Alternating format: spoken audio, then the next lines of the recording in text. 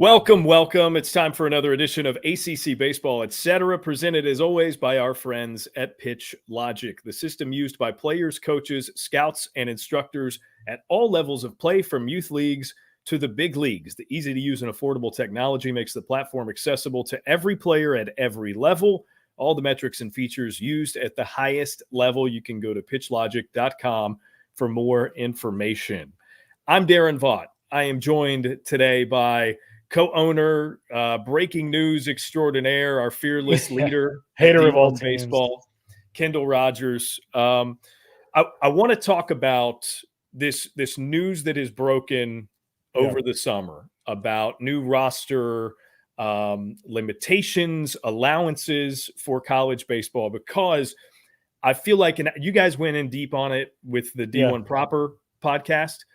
I feel like if you are more of a casual fan, maybe you are more of just solely a fan of an ACC baseball team, and you've seen the headline but have not really dug into it, it can be maybe a little misleading in that I feel like maybe some assumptions are being drawn about, wow, okay, we went from 11.7 scholarships to 34.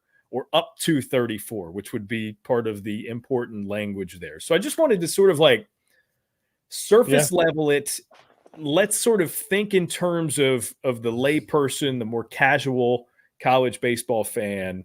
What does this really mean, right? So maybe Kendall will start with this. It is important. Why is it so important for the game of college baseball? Yeah, I mean, I think the biggest thing for college baseball is, I mean, you look historically in the sport, back in, what was it, the 70s and 80s, we were in a pretty good spot from a scholarship and investment standpoint in terms of student athlete. Obviously, some things changed after that, and, college baseball went to 11.7. Scholarships spread over, right now, spread over 40 players because of COVID roster restrictions, or COVID roster relaxation, I guess would be the better term to use.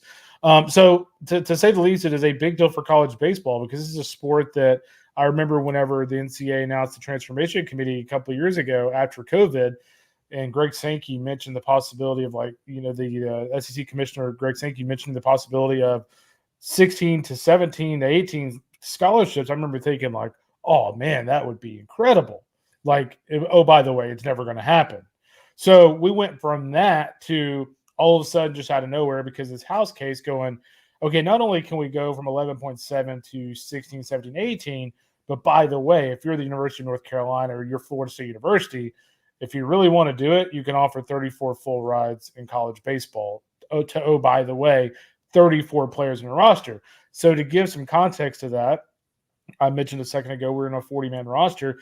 The one downside of this is that because we're offering more scholarships, or making it permissible to offer more scholarships in college baseball, they're lowering the roster totals. So right now you're at 40. Now going in, or starting next fall, the next fall calendar year, you'll be down to 34. You're already seeing the effects of this, Daron. If you look on Twitter, whether it's, following some of the, commitments and stuff on Perfect Game or Prep Baseball Report or whatnot, you're seeing some kids, I mean, frankly, that are ranked pretty high, like in the 300s, 400s nationally, that are putting out there that, oh, by the way, I've decommitted, or, I've parted ways with North Carolina, or I've parted ways with Texas A&M. It's not because they're decommitting and they want to flip. It's because these schools now, with a 34-man roster, have nowhere to go. So I think as you look at this from a college baseball, just a holistic perspective, I feel like, a lot of mid-major coaches or mainly fans are going to look at this and go, okay, so, I'm at UNC Charlotte. We're obviously probably not going to offer 34 on day one. Well, this really hurts me, because if North Carolina can have 24 or 23 and I'm at, 16, they've got a massive advantage. The thing about it is, with the roster, and I'm guessing this is why they did the roster limitation. With the roster limitation, I did the math the other day. I think it was 90, 92, 86. It was around 90, 88 to 92 players that, because of these rules, starting next year, would have to find a place to go on ACC and SEC rosters. So if you've got around 90 players in the ACC that have to have somewhere to go, Well, guess who benefits from that? It's Davidson, it's East Carolina, it's Charlotte, it's Georgia Southern. So there is a trickle down effect to these rules changes because on the surface level, North Carolina has a bigger brand, they're going to have more scholarships, so naturally they're going to benefit more, but their mid-level players have to have somewhere to go. So I actually think the talent level, from the top all the way down, is actually going to improve. So there's mainly positives. There's some negatives. To this thing, the negatives would be that their kids are going to have to find a place to go. There are already kids that are having to find new places to go. The positives are just aplenty, though. I mean, you've got the ability to give 34 full scholarships. You've got the ability of the mid majors to have more scholarships. Where do I think this is all going to sit and when the dust settles? Right now, from what I understand, the ACC SEC will probably end up having around the same number of scholarships. It sounds like the SEC is going to be anywhere from 23 to 25 fulls, which again, I mean, it's not 34, but it's a hell of a lot better than 11-7. So, you've got to start somewhere, right? Because, as we always have to explain, if you're going to give baseball 12 to 13 more scholarships, there's got to be a women's sports component here for great reasons, right? There's got to be a women's sports component here that also gets those same scholarships. You combine those two things together, that's a lot of money. And so there is that component. So I think you're going to see a step-by-step process. But I think the ACC and SEC is going to sit anywhere from 23 to 25, and that's a vast improvement for the sport. And on top of that, not to give you just an outrageously long-winded answer, because there's a lot of moving pieces here. No, but this is good. This is what I was looking for here. Was okay, perfect. Clarity, all right, I thought my answer was a little long, but it's a lot of different pieces here. But on top of all of this, to segue into this to something else in this topic, is you can also stack NIL. So, if you're no longer, but if you were Vance Honeycutt and you were still on North Carolina's team, not only would you be on a full ride, but by the way, the NIL is not even a part of this. So, I mean, if you're Jay Slavalette at Texas A&M and you signed a $500,000 NIL deal, you're going to be on a full scholarship, and by the way, be making $500,000 on your NIL deal. I mean, it's an incredible thing for college baseball. I think we're seeing more talent come out of the draft and choose to go to college baseball. I think it was LSU had a second rounder maybe this year that decided to go to college. There were a couple of kids like that. Yeah. That is going to become a lot more consistent and frequent, not only in the SEC, but also very much in the ACC, where you have some of these power programs that also have NIL and will be able to give 24 to 25 fulls. Yeah. I've an immediate follow-up, but again, this is sort of putting myself in the shoes of a fan who's not in this the way that maybe we are, right? Like we can text coaches and call coaches and get answers ourselves and that sort of thing. How slow or progressive of a walk-up to the ultimate top scholarship number is this going to be? And because it's not as simple as you're allowed to give 34 scholarships, so boom, the money to give those scholarships is just there, right? So how do programs get the money to then use what is now permissible and at their disposal in these scholarships?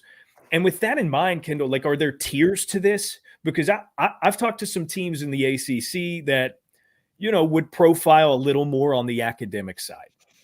And the inclination that I get is that at least for the first few years of this, things aren't going to change much for them, simply because of, what's required to get in. Maybe they'll have some more scholarships that they offer and use, but this isn't going to really like open up this whole new world for some of them just yet. So like, what's the disparity going to look like initially? It's a great question. I mean, it all depends on how the conferences handle this. I was just talking to a couple of SEC coaches and an ACC coach last week, and we were talking about with a league mandate things. So many of these decisions on these topics are judged or gauged, mind you, on the potential of a lawsuit. So if you're the ACC and Clemson, because Graham Neff loves baseball, if Clemson is going, hey, like we want to give 34 full scholarships, and the ACC as a whole doesn't want to do it, are we in a position, in the legal world to sit here and tell Clemson, hey, it's permissible, but hey, you can't do it? I mean, the easy answer would be if you're the ACC, well, hey, if you don't like it, leave the ACC. But I don't think in the current climate that the ACC probably wants to say that to Clemson. No, so tenuous, I mean, it's right? just again a lot of moving parts. So there is this thought that the SEC, the ACC, Big 12, Big 10 is not going to set a mandate, and they may just go, hey, if you want to give 32, you want to give 34, or by the way, as you mentioned, some of these academic schools, high-level academic schools, and a place like Duke where it's probably $95,000 to go to school there. I'll think about Wake Forest. I mean, Wake Forest is like $89,000 or something a year. I mean, maybe they can only do 14. I think the ACC and the SEC could very well end up doing a deal where everybody in the league's on a totally different scholarship level. And that's probably where it should be. I'll be honest with you. Like, yeah, I get that you want leagues all the same. I get the leagues like mandates. But again, if it's permissible, why are we in college baseball going to tell somebody they can't do it? It'd be like telling Vanderbilt, for the last 15 years, they can't do financial aid on top of everything else. Yeah. Yeah. No, it'll be just like really, really fascinating. Because when you initially started talking about it, you mentioned North Carolina, right? State school, big brand. But also it's a lot easier for North Carolina. I mean, let's just be like honest here. Like, it's a lot easier for North Carolina to raise the money needed to fund all this than it is Wake Forest. Let's just be like totally. Well, I mean, even at a fundamental level, it is a larger pool of alumni and a larger pool of them who stay local, right? If you're doing the Duke comparison as well, right? It's just there's a greater alumni base for those. Yeah. So it's interesting that you mentioned. Yeah, no, for sure, man. And what's kind of crazy too is like the coaches I talk to around the country, and I'm kind of getting away from the ACC real quick here, but like I've talked to some West Coast coaches from teams that like you would be like, oh, there's no way they're giving a scholarship over 11-7, that are actually like for the smaller schools that don't have to worry about football, they don't have 30 sports like some of these Big Ten schools, like these schools out west that like baseball is like their number 1 or number 2 sport. Like they love this because now they're like, hey, we're actually not only are we being told we'll get more, but like we're like the main sport here. So like we might actually get like 24 at a school like this. So you might actually see programs like Northridge and like Sac State actually get more than they ever would have thought they would have gotten because they don't have these anchor sports to hold them down. Which goes to your point about sort of the trickle down, right? Correct. I mean, if you're doing the math and you had done it for just the SEC and the ACC, I mean, if you're thinking about across all of D1 baseball going from 40 to 34 roster spots, I mean, that's 300 plus teams losing 6 slots. Some of those are going to slot in, from higher level D1 to mid and lower level D1. Some of those D2. Bottom are going to go D2, JUCOs. If I'm a JUCO, I don't know if you remember. You might still be a young enough buck to remember like the glory days when like the draft and follow, when JUCO was really heavy and JUCO was really talented. And trust me, there's still talent in JUCO, but like there was at one point when I've been covering the sport where like JUCO was not a massive step down from D1. Now I think it's a pretty hefty step down. But like the JUCO coaches have to be ecstatic, man, because it's like their rosters are going to be loaded year in and year out, because what's going to happen is like the mid-level player at Southern Miss or whatever, they're going to go to like Pearl River, JUCO. They're going to go to Gulf Coast Community College. They're going to go places like that just to continue their baseball careers. Well, and I think it's fascinating from that element too, because in addition to a trickle down, it seems to me like there's going to continue to be a trickle up. So I think a lot of those guys that you're talking about are going to go down to the JUCO almost as a means to an end to bounce back up, because the fewer roster spots that you've got as an ACC or SEC program, it will continue to be the case, as we've sort of seen in more recent times. The less you're going to want to invest isn't the right word, the less you're going to want to gamble on a true freshman coming in.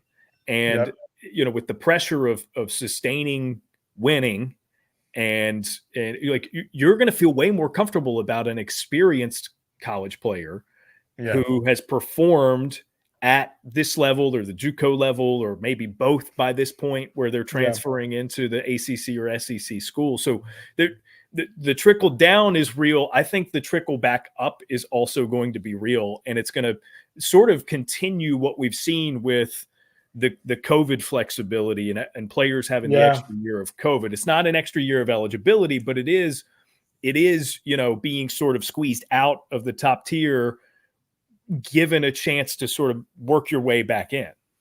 There's no doubt. And what's really interesting about this whole topic is, the mid-major fans I've talked to that, and I'm not going to sit there and say they don't know what they're talking about, but like, I don't think they're thinking deep enough on this deal. But, I tell them, like, if you look at the landscape of this whole situation, like, it's only better for the mid-majors, because as of right now, like, NIL is already a major part. Like, the better players, let's be honest, I mean, the better players are already going to these power conferences. They're already going to these power conferences and having really good NIL deals at a lot of these schools. So, I mean, that's already in place. So, if anything, this actually just helps them more. This helps the rebound guys, and this helps these schools that they might actually at least get a taste of this high-level talent, as opposed to now, where a lot of them, for the most part, started at the major schools because of NIL and things like that. Yeah.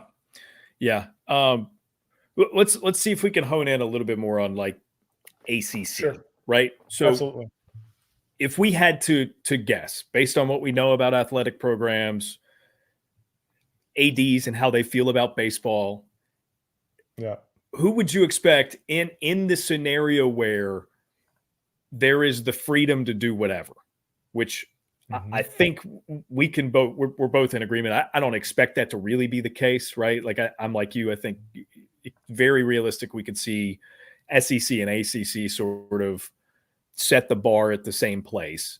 Maybe this is the better way to ask it. Who's this going to be easiest for? We talked about North Carolina. You mentioned Clemson. Who's this going to be easiest on and most difficult on in the ACC? Ooh, okay. So, I mean, I've talked to some ACC coaches. In terms of easiest, I go really heavy on the ADs. Like I know a lot of these ADs. I know how much they care about baseball. I would say schools like Clemson, schools like Florida State. I get that Florida State financially may not be in a spot that some others are in, but baseball is a really big deal down there. Link Jarrett just needs a brand new contract there, well deserved. But there's no doubt that given the landscape, that he's not, that he's not signing that unless there's some assurances on the scholarship front. So that makes me feel very good about where FSU is in the spectrum. Louisville, I would expect them to be pretty aggressive. Miami, I get it, high cost place, but I think I'd be very shocked if they aren't very aggressive on the scholarship front. NC State, I know a lot of moving parts of that school, but I would expect them to be in the mix there. UNC's a no-brainer. Virginia Tech, I think will both be pretty aggressive. The ones I just really wonder about, Notre Dame, Wake Forest, Duke, Boston College. I would say Pittsburgh. I would say out of all the schools here, the ones I'll be probably most interested to see what they do would be Boston College, Duke, Notre Dame, Pittsburgh, and then Wake Forest. Wake Forest is in a tough spot because on one hand, the school it costs an incredible amount of money to go to school there, and so it's a pretty sizable burden to increase the scholarships and things like that and the alums. But on the other hand, when you look at the job that Tom Walter and his staff have done there, like, are you really going to let Wake Forest be at 18 if North Carolina down the road's at 24? I just don't know if they'll do that. And so Wake Forest, to me, is by far the most intriguing team in this league to see where they end up falling. I will say this. I think if Wake Forest goes aggressive, I think that bodes really well for not only the other private schools in this league, but private schools everywhere in college baseball that have had at least a shred of success. Yeah. The other interesting aspect to that is the NIL progress that Wake Forest has made 100%. in recent years. I mean, they have done really well in that space, and it's already benefited. And maybe that's where they combat it, right? Maybe they're in a situation to where they go, hey, we can only get you to 18, but here's what we'll do. We'll get you a lot of NIL help to make sure that we can kind of cut in that gap. So essentially, kind of like we're already doing, correct? I mentioned a minute ago, kind of like we're already doing. Like the SEC schools are not operating 11-7 right now because of NIL. A lot of ACC schools, same way. So, maybe Wake says, hey, we'll get you to 18. And, oh, by the way, Jimmy's Chicken Shack in Winston-Salem is willing to NIL sponsor 3 guys. Well, all of a sudden they get you to 21. So there are ways to get around these rules. Yeah. No, it'll be really interesting. We could talk about this for a day and keep recording nonstop. But I did promise I was going to keep it quick and make this sort of just a surface level. Yeah, we'll go as long as you want, man. It's really interesting. It's what's kind of crazy about it is it's so interesting. It's great to talk about. It's a great thing for the sport, but it's also one of those things like it could change tomorrow. Yeah. Like, they could go, actually, we're going to give you 38 scholarships. Like you just never know. Like things can change on a dime. Is there anything else before I let you go that people should keep in mind about this? And if it's an ACC fan specific thing, if it's a broader college baseball thing, what else does this change? How else does this improve or change the game? Yeah, I think the biggest thing that could change the game from this point on in regards to scholarships and roster limits is when do you have to set your roster? I know Coach Rooney's been on this bandwagon for a while, and rightfully so as a former coach. What I kind of love about Roon's is like he was at a program at Arizona State where, I mean, let's be honest, like he'll admit it, like Murph back in the day. I mean, he oversigned like crazy. Like he would have like 55 dudes competing in the fall. So for Runes to even be on board with this is really interesting to me. But if college baseball, and it's kind of funny. I was talking to a mid-major in the ACC area, a mid-major coach about this. If college baseball makes you set that 34-man roster going into the fall, like we're really going to find out who can evaluate. Because what happens is, if you bring in, 3 or 4 guys as part of that 34-man roster and you've got to declare it going into fall workouts, there are no redos. Like you are stuck with who you're stuck with. And so, as that coach said, we're going to find out who can evaluate and who can just get, who can just stockpile talent because, oh, by the way, they want to go to North Carolina. They've always wanted to be a Tar Heel. It feels like that is less doable. That might be the way it shakes out. But it feels like I don't like it personally. I know Runes loves it. I don't like setting a 34-man roster in the fall. I understand the other side of the other extreme, right? Where if you're so lax with freedom of movement for players, like you're going to have what's stopping guys from then transferring right before opening day or whatever. You know what I mean? I like there need to be some checks and balances on that, but I also think there needs to be more room flexibility wise in the event that like if you're at that 34 and it's a hard 34, what happens when you are saddled with a bunch of injuries, right? Like I was thinking the same thing. At ACC kickoff, this is football, so it's a totally different thing. But I heard Dabo Sweeney talking about the limitations as the overhaul rules changes affect football. And there's more allowances for their roster, to just paraphrase it, right? It's sort of a similar scenario. He talked about the elimination completely of the walk-on, which is really interesting for football because you need like guys to fill a practice squad. You need stuff like that. For baseball, it's not that different. And I wonder if maybe like a taxi squad of walk-ons is a possible addendum to this roster limit. You need something. I mean, you bring up an awesome point in the sense that like if you're NC State and let's say you have 3 pitchers blow out and you're all of a sudden going into the season with 3 less pitchers and 31 players in your roster, you're in a tough spot. And so I almost think you have to allow more in the fall. I mean, maybe you make the fall cut off 40 or 41 or something like that. I have no doubt we don't need 50. But I think there needs to be some flexibility for injuries. 100%. Yeah. Yeah. I'm glad you brought that up because that's another really important element of this that remains to be seen and figured out exactly how it is.